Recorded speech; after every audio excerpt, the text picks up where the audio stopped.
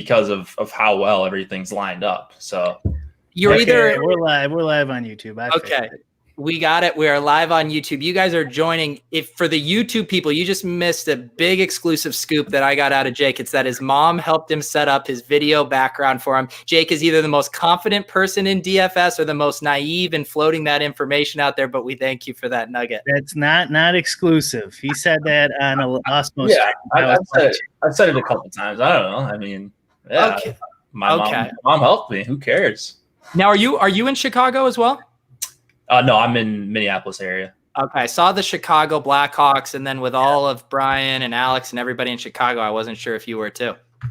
I'm a Chicago sports fan. My dad, he grew up in the Chicago area, so I've always been Cubs since I was like 8 years old, and then every other like sports team kind of stuck until I started playing DFS, and now it's just my lineup's number one, and then sports teams fall way behind.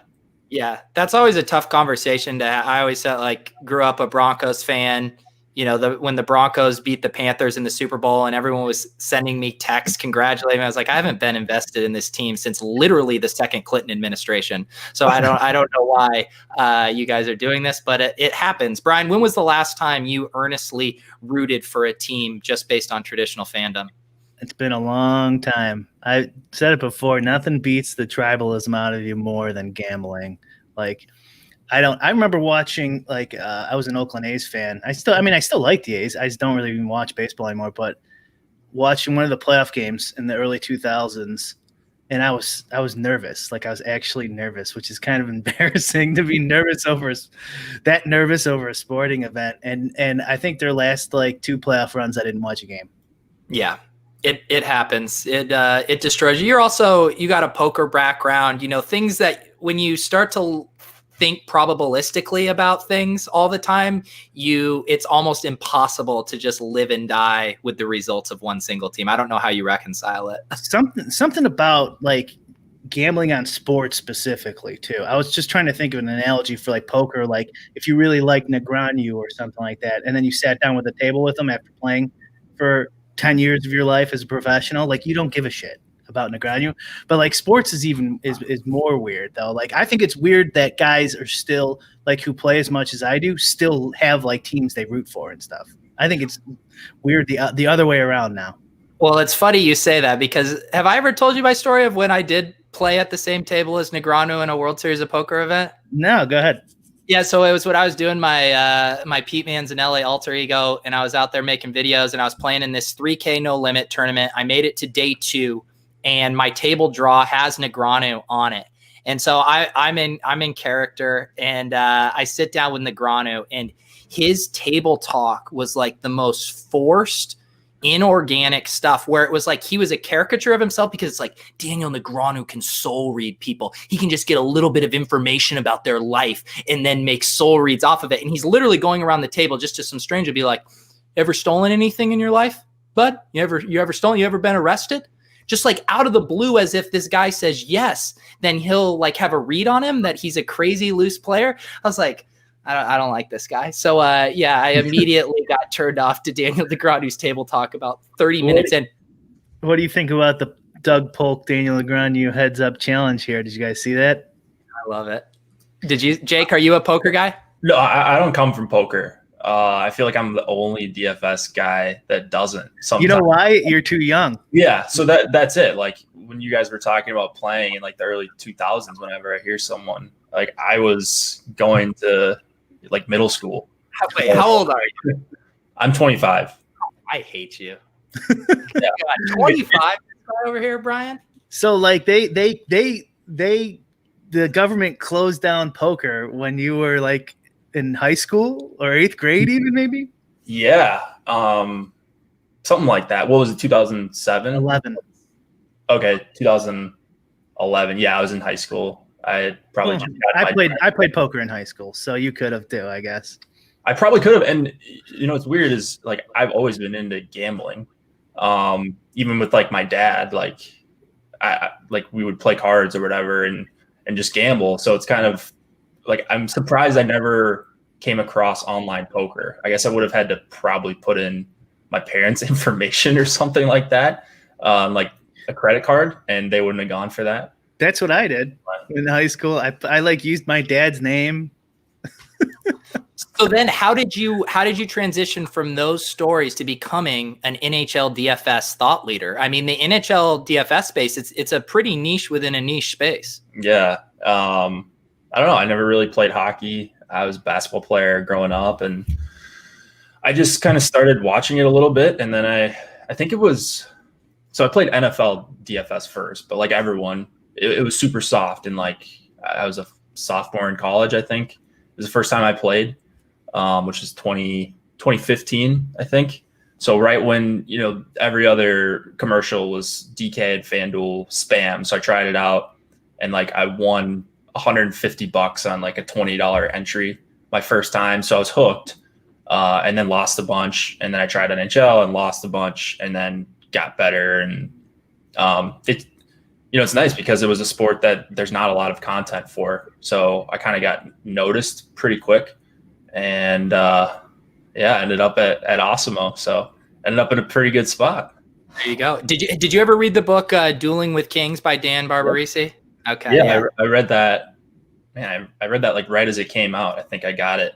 I was going on like my senior spring break trip for college, and I was reading that the whole plane ride there and back. So, oh yeah, I was into that for sure. Yeah, no, go ahead. I haven't read that book in a while, but I remember a chapter in there where he says when Beba Majip or whoever his mentor was showed him what to do. I'm assuming it was Fantasy Cruncher and stacking, because he doesn't like explicitly say what it was in the book.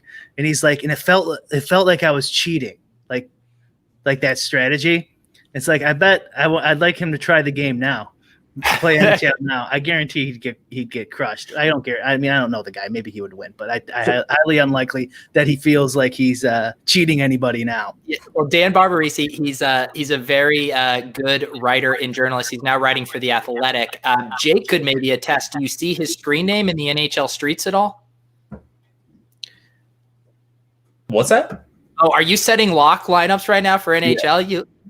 So one of the guys got scratched, so I'm just no. Go ahead. Brian and I can vamp here. No, I'm good. That was like me, Brian. 2 weeks into League of Legends with the stacking, I'm like, I can't lose. I'll never lose again. I finally became a winning DFS player, and then everyone else realized you just have to stack, and it all came crashing down. I remember watching one of like when COVID happened, and like the first stream, Brian, who uses ownership for everything. I mean, ownership in DFS is everything. You were even saying like you weren't even worried about ownership because not enough people had figured it out in League of Legends, and the contests were big, and it was so soft. And then after that, everyone knew like 4-3. Yeah, it took like a month and a half or something like that, I would say. It wouldn't have it's kind of like a double-edged sword. It would have lasted a lot longer if there wasn't COVID and all these other high stakes players had other stuff to do, but then there wouldn't have been games. It would have been back to 10K GPPs. So Jake, so one of the big things right now with NHL coming back is, have you been disappointed with the size of the prize pools, or are there contests that you're still excited about? I mean, they're not that different than what they were before.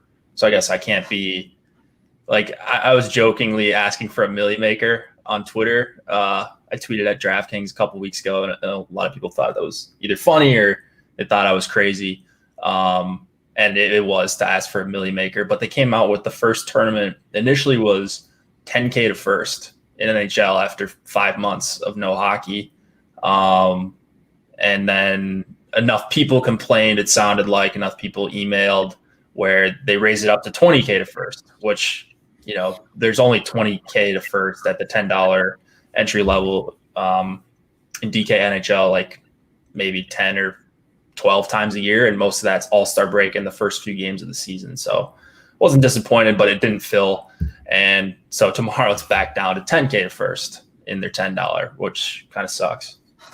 What would be your sales pitch to someone like me who has an open mind to playing lots of DFS sports, but hasn't dipped their toes in the NHL waters? How do you get me hooked on it?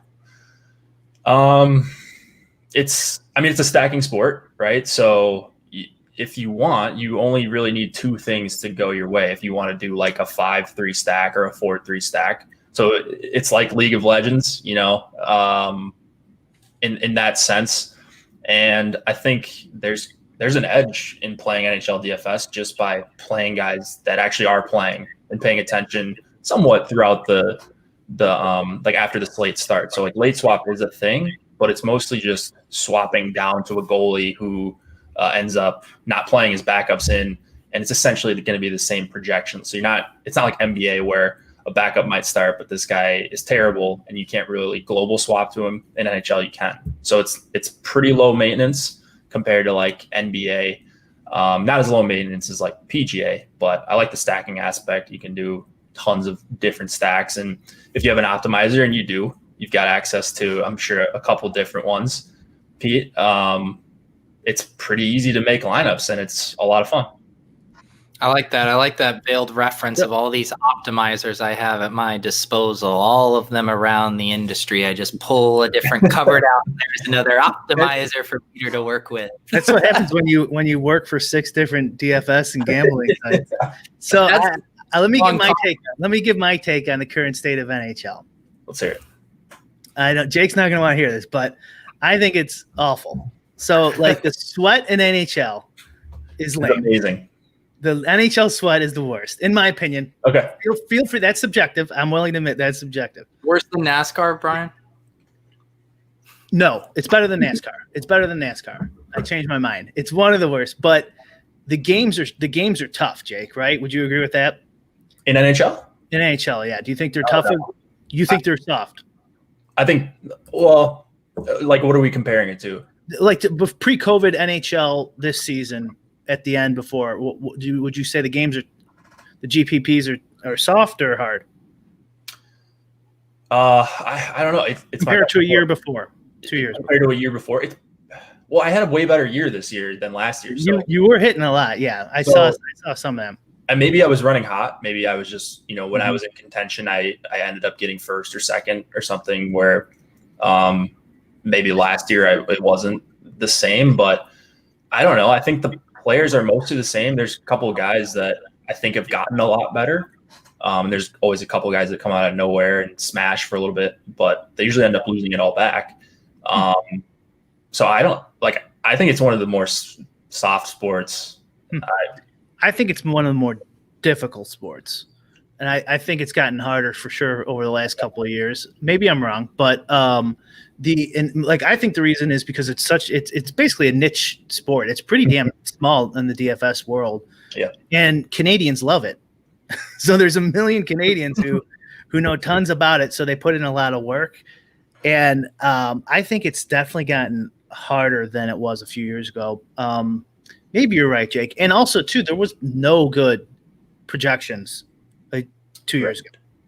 Like, there was nothing. You had to make your own, and most people's were probably garbage, and they didn't stack a lot. But like, and now we're playing it during the post-COVID rush of all these sports, so it's like taking a back burner where PGA hasn't. PGA seems like people have gotten more into it this last month or two. So like, it's tough going for NHL in my opinion, but maybe I'm wrong. Jake's saying that the games are, maybe I need to take another look at it. Jake, are you more of a cash out guy or a deposit guy? Depends which sport we're talking about. My roto tracker is pretty inconsistent. The one sport that is consistent is NHL. So I'm a cash out guy in NHL. I think I was a decent cash out guy in NFL, specifically Showdown. But yeah, I mean, I don't know why I would be any good at Showdown. I don't think I do anything ridiculous. Maybe just the sheer size of the tournaments makes it way softer in NFL. But yeah, I've been a deposit king for sure. Maybe not as big as the deposit king. But yeah, I think a little bit of both. It just depends on the sport. Yeah. And what other sports are you playing regularly right now? I was playing PGA. I don't know. I'll probably go in and out of that. And we're gonna pull you back in tonight. Yeah. Well, of course, we'll make the Millionaire Maker winning lineup tonight. And then after that, I'll probably retire from PGA DFS forever. I just can't seem to get good at it. It's been weird. It's been weird these last at least 5 or 6 tournaments. Like the cut is usually not in the 1-2%, 6 of 6 range. This has been pretty strange. Okay. So I would you could roll it back, but I would think about keep going for a little bit, especially since the interest is high. This is how bad I've been. How bad I've been at PGA is last week I only lost like 5% of my buy-ins, and I won a lot of seats in like qualifiers to the Millie Maker this week. Nice. I still lost 5% of my buy-ins, and I felt like I won a GPP. Like I literally feel like I'm on top of the world.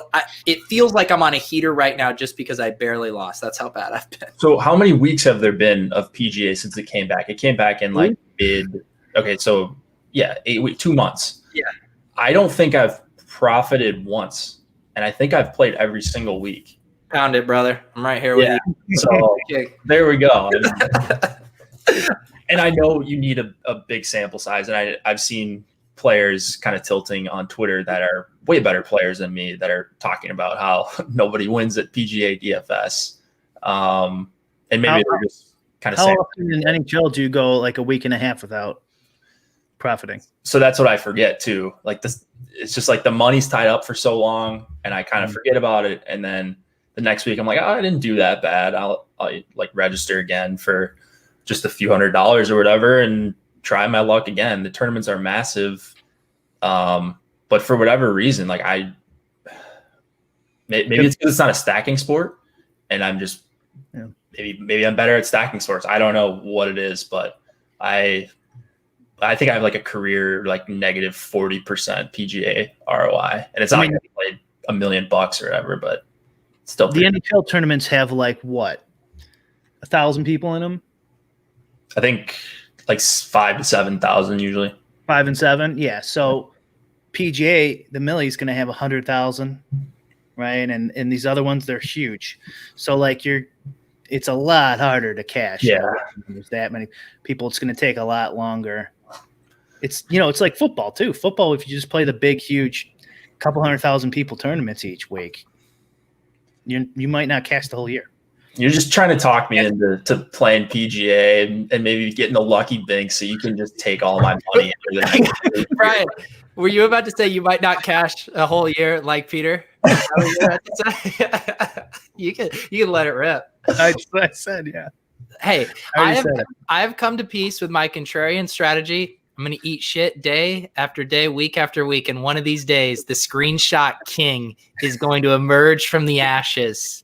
Okay. But my bar for screenshots keeps getting lower. It used to be 6 figures. Now I'm down to 5 figures, 4-figure score. We're firing a screenshot. That's where we're at now. You're breaking Crane's rules. Yeah. So Jake, have you were you paying attention to the Twitter drama this week? It seemed like screenshots were the topic du jour. I usually pay attention. I very rarely get in on it. I don't want any of that smoke of any of these guys that are way better at Twitter than me, including you, Peter. So I'm glad I'm on your good side, at least for now. For now, watch yourself. Yeah, I don't take this lightly. But yeah, I mean, I don't really screenshot much. I did when I first started playing, but that was to like 500 followers, like my high school friends that, didn't care, but I thought maybe they did. I just like, all right, I'm trying to be like Osimo. I'm trying to be like Brick. I'm trying to be like Petty Theft, like all these guys. Like Peter. Yep. Hand in hand. Don't laugh, Brian. Like if I want to be that in 5 years or whatever, I should, act like I want to be a great DFS player. And not saying you can't screenshot. I think there's probably times like when you win a live final, you win your first live final, you win your, you win the Millie Maker. Like, yeah, everyone wants to see that screenshot. But if you're a habitual screenshotter, and then like the worst thing in the world is the habitual screenshotter that gets pretty quiet for 6 months. And there's a number of guys I'm thinking about that that's happened to, or that used to be good. And then people start calling you on that, and that's kind of embarrassing. For me, you're not going to join the movement with that attitude. Oh, you need to do a join the movement joke, Brian. I was going there too. Good. The hive mind is working. What's join the movement? Is that another site? Yeah, one of our competitors. Yeah, you must not Twitter very much. Look at Jake is such a pro. He knows Alex has like a little laser or taser there if he mentions another competitor site. So Jake went to like a vague generality. What a pro move. So yeah, I don't know. I haven't checked out the stuff. I don't like. We've got everything on our site that I look at. So well, to me, I think there's the way I see it, and this is kind of like what you were saying, Jake. Is there's the people who are playing low stakes and whatever, and they're truly thrilled because it is legitimately hard to win at DFS, and they're truly excited to win. And that is one thing if they want to share that and whatever. I think where it comes from is using it exclusively as a promotional tool over and over and over, in that when there's a sense of deception to it where people feel like, I think the argument of, oh, if you had 150 lineups, we all know that that's stupid, but it's the idea of like, hey, we're highlighting the rare spikes and forgetting all of the losing weeks. And that's why it's such kind of a powerful marketing tool, and also an incredibly deceptive one, because it doesn't paint the entire picture of what's going on. Yeah. So, and that's kind of what first got me hooked on like DFS culture, was like the screenshots. Cause back in 2015, 2016, it was every night. Like, I was like, man, how are guys like subs from this site just winning every night? And yeah, so it works is the bad part, or the sad part, or whatever you want to call it, or maybe the good part if you're getting subscribers from it. But I don't know. Alex doesn't do it like when he binks 200K in one night or 100K 3 times in the span of a couple days. So. Brian, what would it take for you to do a screenshot?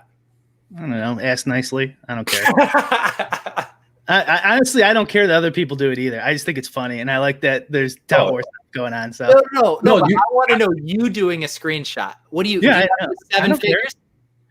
No, I'll do it. You don't do screenshots. No, I know, but if someone asked me, I guess I'd put it up there. But Brian, I think screenshots. Yeah, it's just not your personality. I guess if it's like your personality, like. Yeah, I probably won't do whatever, it. But I'm saying I don't really care that other people do it. Honestly, I don't think it's. No, you shouldn't. No one really care. It's Twitter. It's supposed to be fun, and there's out war sometimes. I mean, if a company has some horrible marketing campaign, non-DFS related, I don't stew over that either. You know what I mean? I don't care. Right. But it's funny to make fun of. I'm all for that. That's the thing. It's like you're allowed to screenshot as much as you want, and we're allowed to make fun of it as much as we want. It goes both ways. You know what I thought Osmo should do is have the Osmo.com Twitter shout him out. So not his personal one, but we do have that. It's called Osmo Hall of Fame. It's usually just for like subscribers, just so they like. Yeah, no, I mean, Osmo, the Osmo Twitter. So not the site's Twitter account, not Alex's. He means like the main, like Osmo_.com. Just they should shout out Tom and Yugu and just do it automatically, unless you guys don't want. I mean, unless you guys refuse to. Yeah, I don't think. Like, cool. I won a 10K to first tournament in NHL. Like, no one. I mean, that's pretty. That's pretty good. You were the master of taking second there for a while, Jake. Last I I remember. I was. You did think some though too. You were running pretty smooth there. I ran way better this year pre-COVID in NHL. It's gonna happen. Are you in the MLB streets right now as well? Yeah. I guess I didn't really mention MLB. Didn't have a very good season at all last year. So tried to, work on some things. It's gone okay. I think I've been about a break-even player through the first couple weeks, but like I didn't even play on DK the last couple days just because I've been doing NHL and doing some other shows and stuff like that. So when I get to it, I'll ask both of you guys because I got intimidated. I was ready to jump into MLB, and then all of the late scratches and lineups being released late, and I was like, this is too stressful. I need the PGA where everything's settled, well in advance. Have you guys both been trucking along? Brian, are you still rolling on baseball? Oh yeah. Yeah. Love baseball. Has it been more stressful than usual though? Just the number of sports has to be, right? No, because NBA locks at 1:30 during the day. You know what's been the stressful part is getting to the golf course and then getting back and doing my NBA lineups. And then I got MLB and then the show. So I haven't showered yet. This is the stressful part of it. I couldn't do NHL though. There's no way. So NHL and NBA, it was really tough. So that's another reason why I wasn't gonna do it after COVID, is because I know like Jake can get his lineups in. It seems like because there is a lot of like last second line changes and stuff like that in NHL and so like I just couldn't do it because I had too much money going on in the NBA. So it's like I'm just gonna leave this goalie in there and however many lineups I have, I just eat it. And I'm like, I would have to do that too many times now post COVID. Do you have YouTube open too, Peter? I do. Okay. I do. Yeah. Petty Theft's ears must have been burning when Jake was listing off his heroes, me, Brian, Petty Theft, Awesomeo, and then he came out here. Sharky season. Is this your nickname? Yeah, he calls me Sharky. Petty's a great guy. He's one of the guys I study for every sport, really. I just like the way he thinks. He doesn't. It's not strictly data, from what I understand. Like he uses some of his own intuition. I think I've talked to him about it a little bit. So just kind of different secrets right now. I wish I knew him. And if I were him, I would be vague and call it intuition as well. But yeah, just a phenomenal player. Like I'll send you the money on PayPal later. See, the reason Petty Theft is on my personal shit list is it was my dream to win the League of Legends online championship. Oh, man. I fired a single bullet, and look, if I had as many lineups as Petty Theft, I would have won it too. That's right. And I think all of us would have. So congratulations, Petty Theft. You had the big enough bankroll to win the tournament. Congratulations. He was complaining about how he wasn't playing League of Legends very well, like the night before. And he ended up with a bunch of seats. That's, by the way, ended up with a bunch of seats into the highest dollar tournament, or he maxed out the highest dollar tournament. So he must have not thought he was doing too poorly. And banked the 100K, or was it 150K? I can't even remember. It was a lot of money. That's called whining. Yeah, and he had the money. He's just complaining. He's just complaining. And for me, it was supposed to be a coronation of my esports DFS thought leader trajectory. I was a rocket ship to the moon, and that was supposed to be my moment. And he took that away from me. So how did you end up finishing in that tournament? You know what? I think I was Bubble Boy Pete for that one. I picked two winners. I had the 4-3 stack. I had two winners, and they just massively underperformed. I think I had the Rogue Warriors, and they just eked out like 13 kills in a win or something. So it was tilting. I was on the golf course with our friend of the show, Bobby Gomes, and I was watching little Asian boys play video games while I was walking down the fairway. So it was a great experience all around. Just a fun way to light $550 on fire. Okay, Jake, I think it's time to teach you how to play a little PGA DFS. We got our first major of the post-COVID era. We have $1 million to first, plus a Tournament of Championships entry on the line. Normally, what Brian and I do, we compare some of our exposures for the week, and then we build a lineup. Brian, I'll just kick things off right away. Do not have enough Ian Poulter for my liking. I have him down at 7%, although I won a bunch of tickets into the Millie Maker this week, and I found a way to put two Ian Poulter teams in so far. Fantastic, because I have none of them. So that's all I need to know, that I'm on the right track if Rick has that. You can't jinx my real lineups. Now, yeah, where are you? Because this is a point of contention for Brian and I. I normally, in our shared lineup, I like putting the guys in that I have a lot of. Brian thinks of it as this voodoo doll that he uses for reverse jinxing his lineups. For our shared lineup, do you lean towards doubling down on your guys or reverse jinxing the lineups you truly care about? No, I'm with you, Pete. That's like you take the guys that you want to win, don't you? Why wouldn't you? You would think Brian's trying to sabotage me for his own gain, and that's really just disgusting. No, I let you make your own decisions. And hope you don't pick any of my guys. Okay, so I'll tell you my top exposure right now is Justin Rose. How you feeling about it? You heard of him? Look.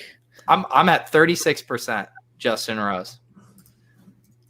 Where the hell is he? Oh, Isn't God, he this isn't good. $300 this week? Yeah, he's pretty cheap. He's 7,800. Coming in at around 5% ownership. What? I kind of like him. Yeah. Yeah, look. See, I think you knew you liked him right away, and you were trying to buy yourself a little bit of time to decide if you were going to say you did like him or didn't like him. No, I was searching for it. What ownership were you going to try to stay under? So I got like 87 or 8 is high. Yeah, my lineups were, I was trying to stay under like the 60 range for the ones I was making earlier, but we can go more aggressive than that if you want. Now, do you guys cap? Because, and this has been talked about on Twitter a bunch. People have shown the math behind this, but like for me, like you could have a 70% owned lineup that is more unique than a 60% owned lineup.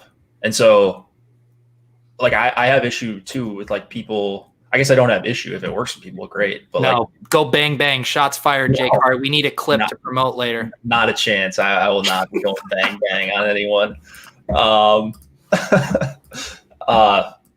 But like I just run it like however, and then like the top 10% projected lineups, however many lineups I run, are always just garbage because they project really well.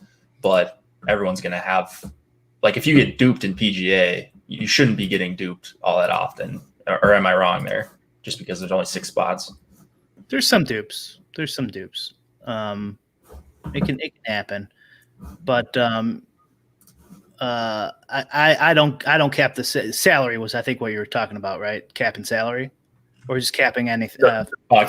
Capping total ownership, like sum of ownership. Yeah. So as I do want to announce one more exposure that I have that's making me terribly uncomfortable, and I desperately need Brian to say he has some of this guy, because I have 25% exposure right now to a $6,900 golfer that's only going to be 3% owned. His name, I believe, is Matthias Schwab. Brian, I like him. Schwab. Okay. Whew. I don't know if I like him this week. What's his salary? It's $6,900. It's very, very nice. $6,900. I somehow ended up with so much of him. I think because I'm getting so many studs and duds lineups with him, and then like 2 of the big guys are Rory and Rahm, or Rory and DeChambeau kind of thing. He's another one of those Euro PGA players who's kind of making the transition over. He's been playing a decent amount lately. He's going to transition to greatness, is what he's going to do. Oh. $1 million. So I just wanted to get it out there now. So when you wonder why is Peter putting Matthias Schwab into our lineup, you know why. Okay. Jake, do you have any player? I know you said you've been focused on NHL, MLB.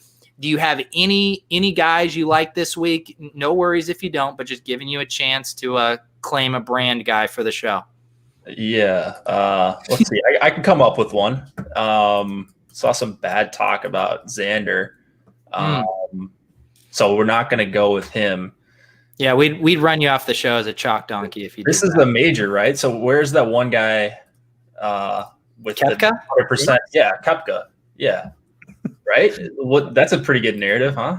So Brian, why don't you explain to him kind of the Brooks Koepka history on the show? Because, well, actually Jake knows it, but it's rough. Yeah, we've taken Brooks multiple times, and his brother. And what's name? Turned out so hot. And the week we don't take him was last week when he tied for 3rd, but he was basically in 2nd most of the time there. Yeah, the week we rostered his brother Chase Koepka, Chase shot he was plus 17, I believe, for the tournament before he missed the cut. So the Koepka brothers, we have a very tumultuous relationship with them. Last week, as an update, we had rostered Paul Casey. That didn't go too well, did it, Brian? No.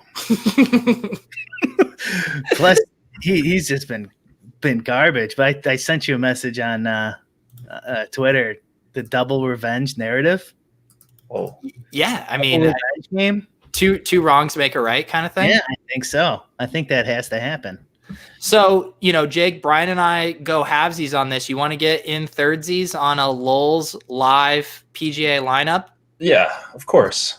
And I think the only thing we should work it out now. So there will be the Tournament of Champions entry. I believe that is going to be taking place down in Florida. Brian and I will get the 2 queen beds.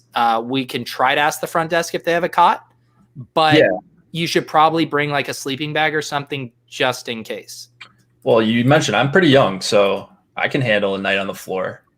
Where you guys might have a harder time with that, so makes sense. Jake thinks he's being like nice and deferring to us, but really he's just needling us for being old and not capable of having a crippling backache after we sleep on the floor. As long as I get the bed, I don't give a shit. I mean, I can take the bed if you want. Like, that's fine. You can take Peter's bed. Yeah. Get a few drinks in me and I'll be ready to snuggle, Jake. I mean, so that'll be fine. Okay, let's build a lineup. I'm just doing it. I'm kicking things off with Schwab. You can't stop me. A 6,900 player. All right. I just want to see what the news is on him. Collected 13 points in the modified Stableford format of Sunday's final round at the Barracuda Championship to end the week in a tie for third with 37 total points. To me, Brian, that screams top form.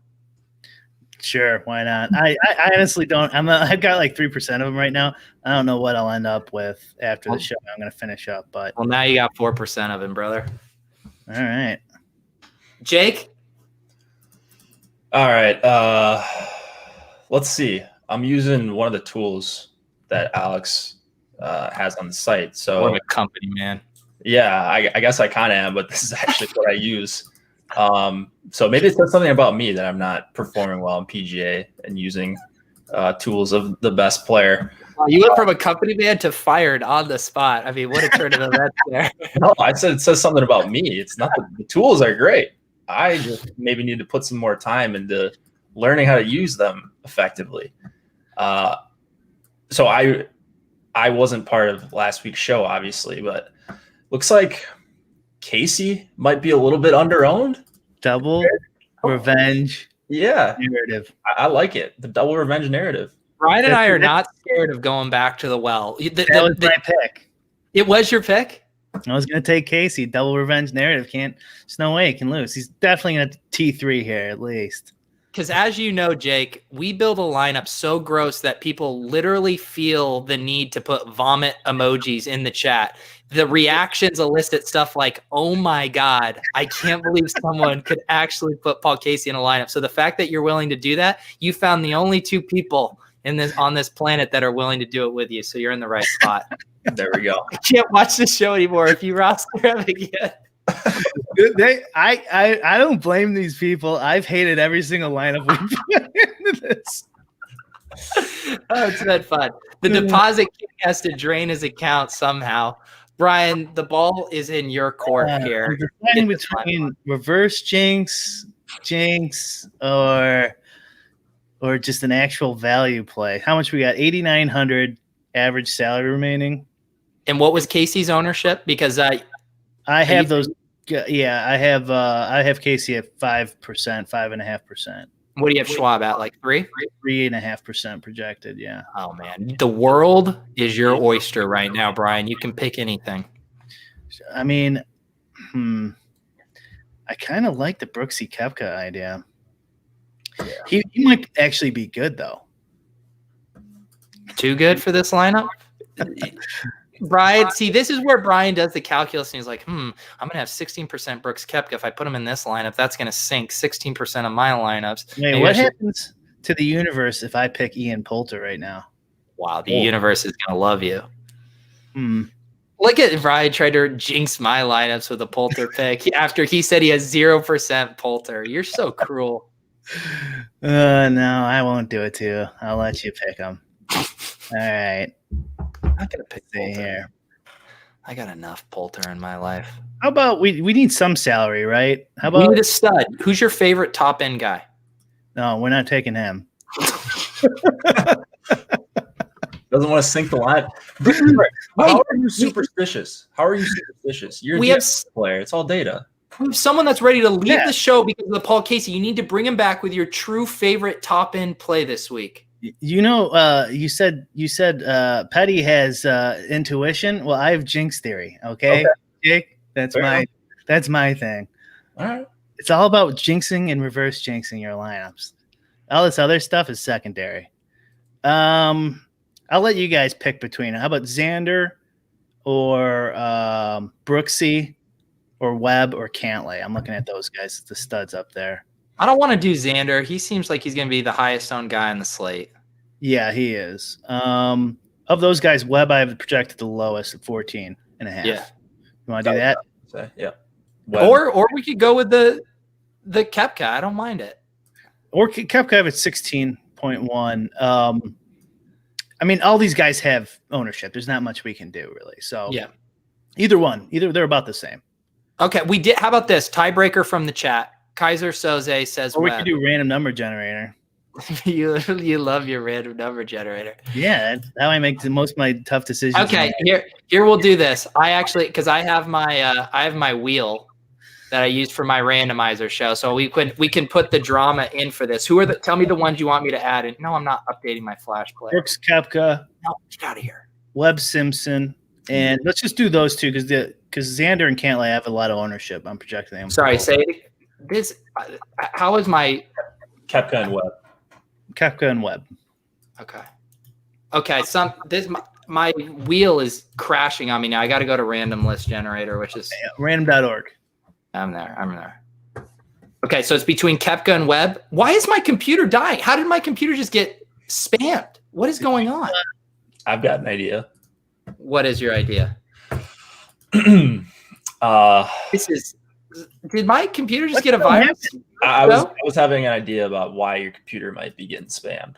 You're not going to be a porn joke, is it? No. Well, you never know.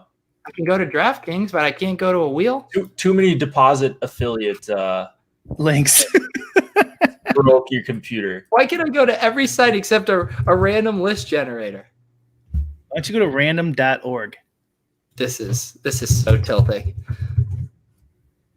Do you have like a virus? It looks like I have a virus on randomizers. Okay, here we go.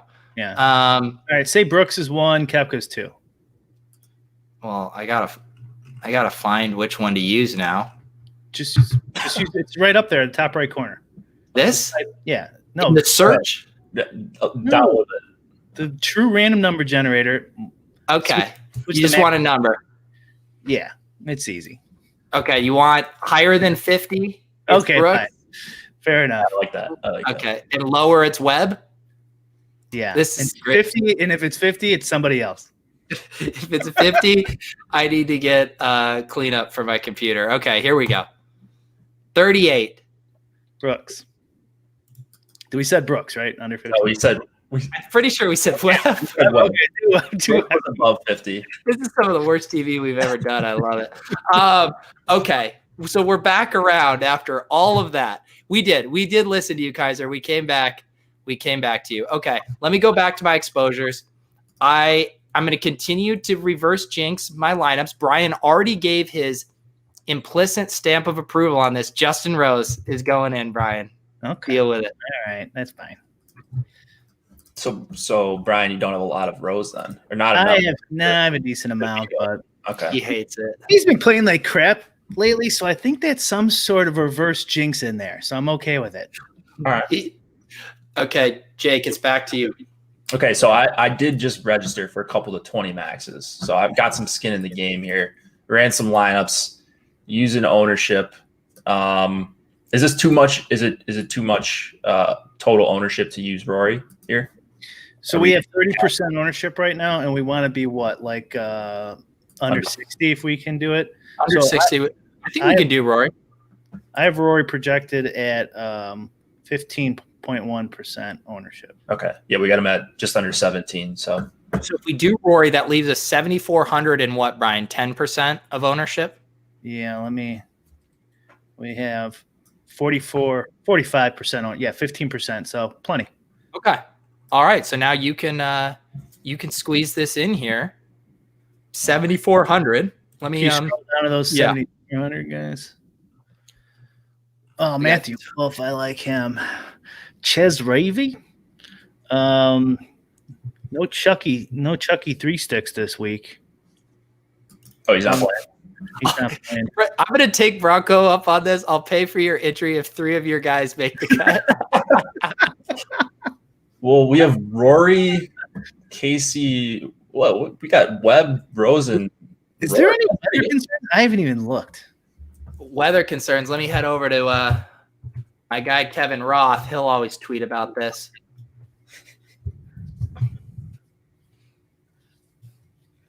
Let's see, Kevin. One more look at PGA Championship weather. Thursday afternoon, golfers will see the worst winds. So that would be Thursday morning guys would be the guys who are going to get hit on Friday afternoon. Did it say Thursday afternoon or Friday afternoon? Thursday afternoon golfers will see the worst winds. Okay. So tomorrow's afternoon guys. Okay. So let's see anybody. It's going to be all of our golfers. Webb, Casey.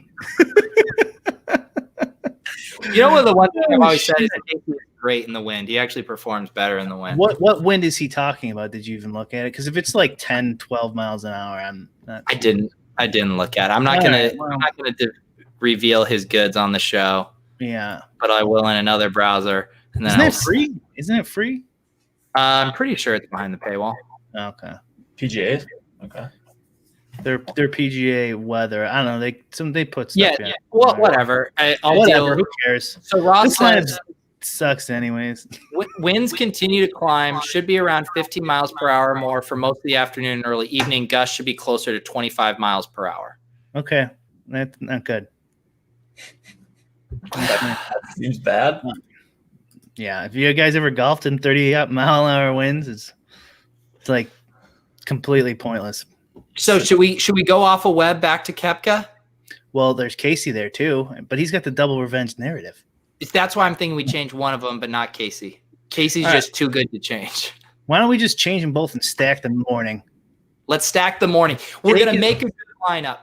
Jake's his stacking sport guy anyways. We'll stack the early morning. I like this. Okay. That's what Jake needed to get into PGA was a stacking angle. You can stack weather in PGA for sure. Finau, Cantlay, Jason Day, Daniel Berger, Xander, Tyrell Hatton, Morikawa. All those guys are good. Brooks. Okay, so Koepka's up there. Let's do Koepka because he was who we were debating between anyway. So Koepka, Justin Rose, they're good. Yep. Who's the other guy we had? We have Rory and my guy Schwab. Okay, hold on. Rory works. Predict. Was it Matthias, right? Yes. Don't break my heart. Nope. Morning, guys. Let's go, Matthias. 25%. I knew I liked this guy. Okay, so and then we got Brooksy back in there. We got Brooksy. We got 6,700 left for 2 golfers. Okay, we just need 2 shitty golfers. That are in the morning. Yeah, hold on. Okay. Let me put Brooks in here to see. Well, I guess we should have no problem with ownership. I can't envision ownership being an issue. Yeah. Here's another guy that was showing up in some of my studs and duds lineups. Any love for Robert McIntyre? I was just gonna say him. He's the only guy I got below 7K. My crunch. Ryan? He's afternoon. God. Oh man. 114. It's so hard to go. Okay. Lucas Glover. He's in the morning. Any love for the glove? Works for me. Look at this. Well, let's see how much. Sometimes he can get some salary on him though. 67. So that leaves us with 68. I got 4.5 projected ownership for him. Sabatina. So that leaves, we got plenty of ownership to spare here. Luke List, Fratelli. Yeah, those guys are all good. I mean, Luke List is a bomber. I heard this was a bomber's course. Telly can go off, every once in a while. Who else do we got in the morning here? Let's see what the little note is. Listed in the field for this week's PGA Championship. That's good to know. What about Steve Stricker, old man Steve Stricker? You love these old guys. Wait, how old is Stricker? Like 80. He's been around forever. Yeah. No way, dude. Not that old. He's like 55. Oh my God, I'm getting excited thinking about Stricker. How old is he? Oh my God, 53 years old. Let's go. Does that mean we want to upgrade Glover though? If you really want Stricker, yeah, we could do that. Oh, I want Stricker. Okay. Without Poulter, I need Stricker. All right, so that gives us 7,400. All right. We're back up. We're in that tier. Someone in the chat earlier had said Adam Hadwin in print. He's in this range. Neiman is a guy I got to a little bit. 7,300. Wes on YouTube says Hadwin's in the afternoon. Okay. Joaquin is in the afternoon.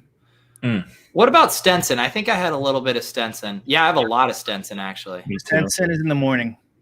I say we fire Stenson. He's pretty old too, so he's. Are you kidding me? He's probably like 43, I would guess, something like that. And he's Swedish. And he's Swedish, yeah. 44. Let's go. The geriatric ward is going to win us $1 million. All right. Let's see the total ownership on that. Yeah. Well, he's actually, I got him at 6.1% owned. We got 47.5%. So this shouldn't be duped unless some asshole dupes us. I'll tell you one person who's not duping it: Bronco Bick. he's not touching this lineup. I actually don't hate this lineup except Stricker. Stricker is a bridge too far, I think, but he can make the cut. And these kind of he's so damn old now. He's basically what's it called? Senior championship level at this point. He's like a little better than that though. Look, he can do it. He can make the cut. This is a lot going on in the world for these young bucks. They got a lot of stuff on their mind. These savvy veterans that have been around the sun a few times, Brian, this is where they really shine. Okay. This is the first post-COVID major. They don't have the steely resolve that a Stricker does. Okay. I think he is positioned to take this tournament down. You just heard of him 5 minutes ago. All you have to do is have conviction. All right, Brian, just join the movement. Matthias Schwab's only 25. I don't know why you like him so much. Well, I just like him because I have a percent of ownership for every year of his life right now. That's the only reason. Okay, I'm hitting enter on this bad boy. All right. We are going thirdsies on this lineup. Jake Hari, thank you so much for joining us this week. How did it feel coming on the industry flagship show, Lolz? Yeah, felt great. Thanks for having me. Got to talk a little bit of DFS and had an excuse to, make sure my girlfriend doesn't get too mad at me. So told her I had a show and she was cool with that. So if I told her I was talking to you guys, maybe she wouldn't be. But a show got way more. So she thinks you were getting paid for this. Okay. That's well. Right. When you win $333,000 and a cot at the La Quinta, you are going to be in her good graces. Yeah, no kidding. So looking forward to that and meeting up and all sleeping in the same room after we bink this. It's gonna be great. It's gonna be great. Jake, where else can the people find you? Get the Osmo plugs in here. Sure. Osmo.com. That's Where you'll find me, my Twitter handle is below me, so you guys can see that. It's just my name. This is also a very popular podcast, so you want it audio only for some of our listeners. Yeah, say if you like the sweet, sultry sounds of my voice, then tune in to the Osmo NHL show where you can see my face. Yeah, I do NHL shows for Osmo on the YouTube channel, youtube.com/Osmo. We got a bunch of great guys over there producing content pretty much all day. So if you haven't heard of us, come check us out. Brian, any final words? No, I think this is our best PGA lineup yet, and that's not saying much, but I think this is it. This is the one. I can't believe we had to get rid of Paul Casey though. That hurt. The double revenge narrative. He's definitely T3ing it, but maybe he won't get enough birdies, and Steve Stricker will just get just enough. There we go. All right, guys. This has been real. Thank you to our guest, Jake Hari, for joining us. For Brick75, a.k.a. Brian Hooper. For Mr. Stricker, I'm Peter Overzet. We'll see you guys next week. This has been Lolz.